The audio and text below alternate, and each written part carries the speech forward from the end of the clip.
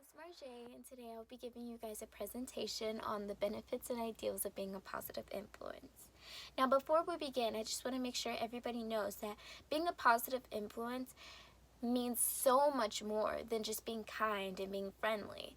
It allows not only yourself and me to be kind to others, but it also makes an impact.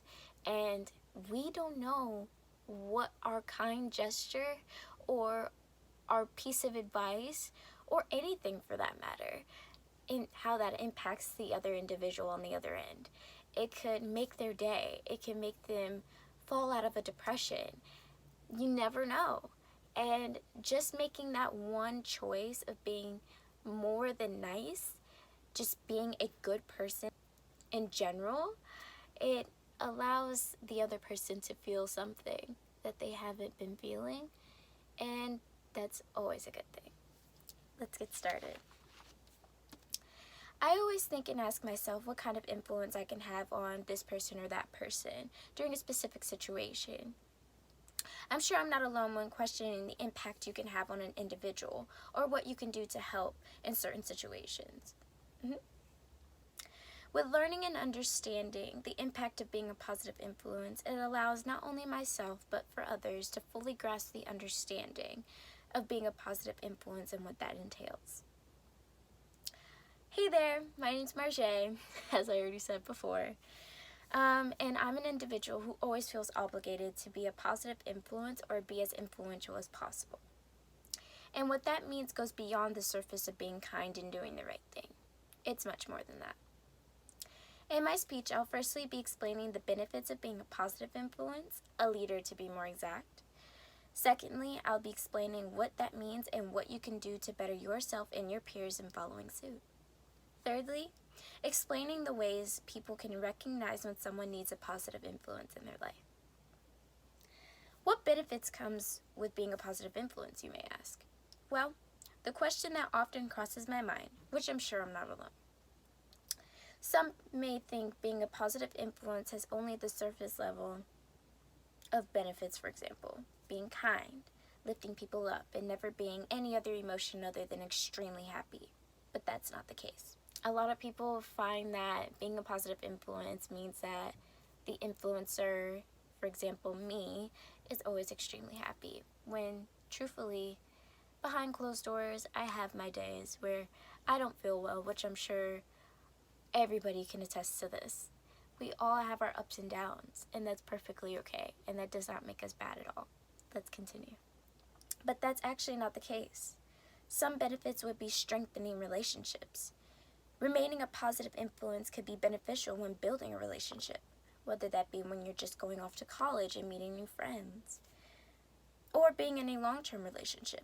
Being positive definitely has its benefits. Another example of the benefits of being a positive influence would be self-confidence. Being a positive influence can help you build your confidence as an individual, not only for yourself, but you can also be a positive influence by building up the confidence of your peers. Like I said before, it's not just about being kind. You never know what other people are going through. And you being the individual, the influencer, bringing that onto someone else, you can be lifting them up in more ways than you can possibly imagine. Let's continue. Well, it's where you reinforce the assurance of your peers, and it ultimately concludes into them increasing their confidence as a whole. They could have insecurities. They could be insecure about their body, their face, anything. And you being positive can help them feel better about themselves. How would you go around being a positive influence? Well, that question can only be answered by yourself, the influencer. How you decide to be a positive influence on yourself or your peers depends on how you handle your emotions and how you handle negative attitudes.